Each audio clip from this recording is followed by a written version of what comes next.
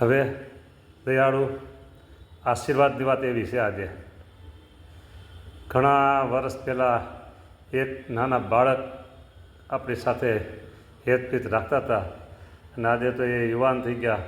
ફરીને મુલાકાત થઈ ઝાઝા વર્ષે પછી આજે એને કીધું કે મારે ભગવાનના વાઘા કરવા છે અને ભગવાનને આજે આઠમે જમાડવા છે કે દયાળુ.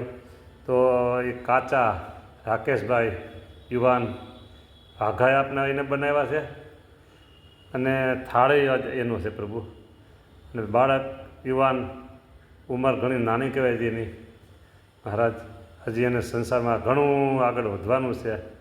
તમે એના ભેળા રહેજો દયાળુ, એના ભેળા રહેજો, સર્વે રીતે મદદ કરજો અને તમારા વિશે, તમારા સાધુ વિશે ખૂબ એને ભાવ પ્રેમ હેત છે. બસ સંસારમાંય વ્યવહારમાં એની વૃદ્ધિ થાય, ભક્તિમાં વૃદ્ધિ થાય અને શરીર સ્વાસ્થ્ય આખા ઘર પરિવારના સારા રાખજો દયાળુ. બસ આ બીજું શું જોઈએ કયો હવે. રાજી તમે રાજી. બસ જય સ્વામિનારાયણ.